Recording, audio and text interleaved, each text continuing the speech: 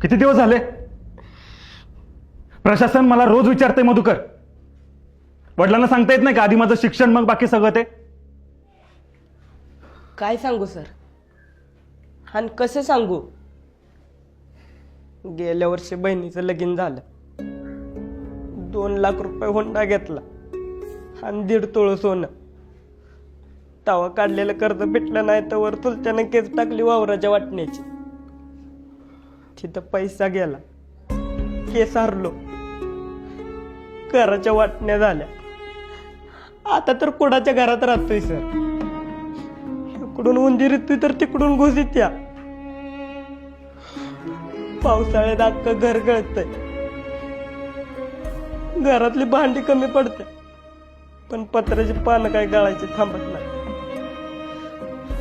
बाप गावलती काम करतो, उचलापासून गुरं राखतो. तरी बी आज भाकरी खाल्ल्या तर उद्याची काळजी वाटते. आई रोज वाटी घेऊन येतात, त्याचं घर टिपती.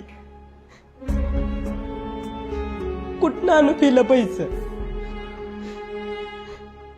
आणि कसं म्हणू बापाला, या सगळ्यापेक्षा माझं शिक्षण महत्वाचं आहे.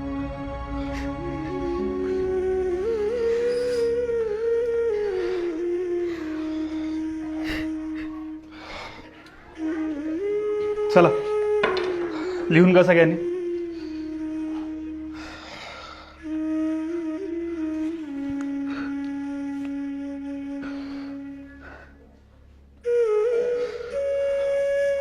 मधुकर, याच्या पुढे असलं वर्गात काहीही सांगायचं नाही.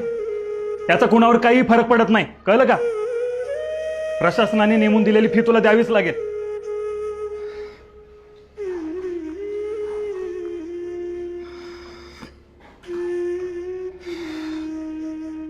मधुकर,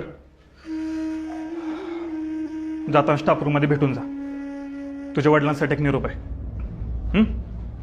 बस खाली.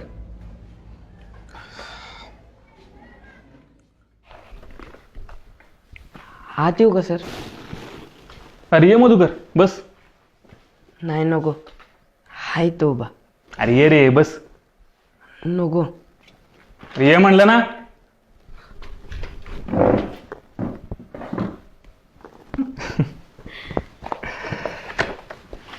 मला सांग, कोण कोण असतं घरी?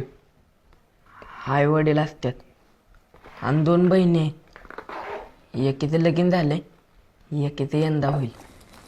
बहिणीचं वय किती रे? माझ्यापेक्षा 3 वर्षांनी मोठी आहे. तुझं 14, म्हणजे तिचं 17 असेल. एवढं लवकर लग्न कसं काय? कधी कधी परिस्थितीसमोर हात टेकावे लागतात मॅडम. सगळीकडेच तुमचे सरकारी नियम लावून चालत नाही. शिक्षक असून तुम्ही असं म्हणता कांबळे सर? अहो, शाळेपेक्षा बाहेरच्या जगात जास्त वावरणारा शिक्षक आहे मी.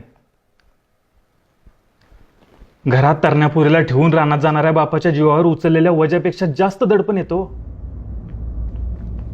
आणि तेच मनावरचं ओझं हलकं करण्यासाठी तो तिच्या लग्नाची घाई करत असतो. अहो पण तिने शिक्षण घ्यायला हवं होतं असं तुम्हाला खरंच नाही वाटत? अहो मॅडम, याच्या शिक्षणासाठी पैसे नाहीत त्यांना, तर मुलीच्या शिक्षणासाठी कुठनं असणार आहेत? अहो पण सगळं फुकटच आहे ना. जेवण, पुस्तकं, कपडे सुद्धा. तेवढंच फुकट आहे मॅडम. शाळा दुपारचं जेवण देते आणि त्याच जेवणाचा डबा आणल म्हणून पोरांना शाळेत पाठवणारा आईबाप बघतो ना, तेव्हा त्याच व्यवस्थेचा भाग असल्याची चीड येते. घरी भाकरीची तरा असल्यावर काय वाटतं याची झळ तुमच्यापर्यंत पुचली नसेल म्हणून तुम्ही असं बोलताय मॅडम. अहो, ज्या घरी भाकरीसाठी आईबाप रानोमाळ फिरतात त्या घरचं सगळं त्या मुलीलाच बघावं लागतं की. आणि कसं आहे मॅडम, तुमच्या भूमितीतल्या गोलापेक्षा भाकरीचा गोल जास्त मोठा असतो तिच्यासाठी.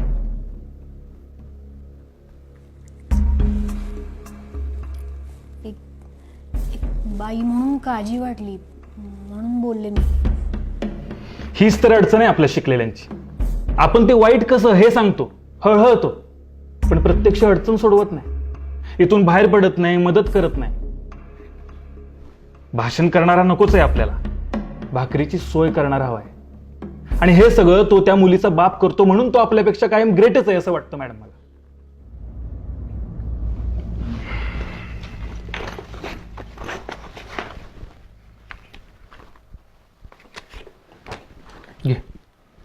अहो नाही नको, बापाला सांगितलं करतील ते.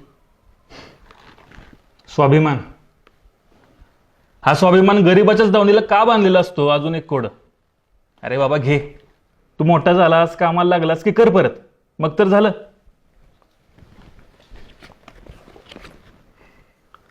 अहो फी फक्त 750 आहे, हे जास्त आहेत. अजून एक वाईट गुण, इमानदारी. अरे बाबा ठेव, लागतील तुला. आणि अजून काय लागलं तर मला मागायचं, कुणासमोर हात पसरायचे नाहीत काय. आणि तू काय काळजी करू नकोस, मी नीट लिहून ठेवेन. तू मोठा झालास, कामाला लागलास की कर मला परत. पण आता एक शब्द बोलू नकोस. उद्याची उद्या फी भरून टाकायची. आणि आता फक्त अभ्यासाचाच विचार करायचा काय. चला.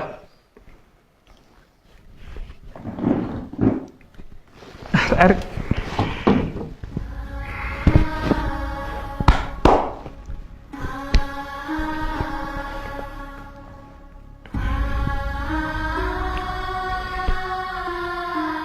सर, हे एकदा फिरवू का?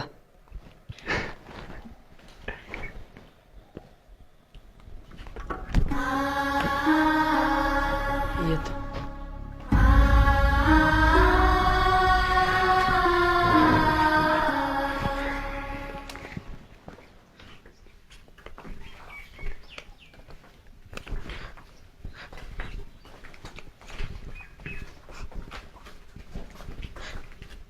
मध्या, काय झालं रडायला? सर रागवलं का? नाही अभ्या, फीचे पैसे दिले सरांनी. सगळे शिक्षक कुरकुटे तरंगत नसतात रे. काय काय कांबळे सर बी असते. तिथनी 1 मिनिट बी लागला नाही हे काढून द्यायला. माझ्या बापाचं 2 दिवसाचं कष्ट वाचवलं रे याने.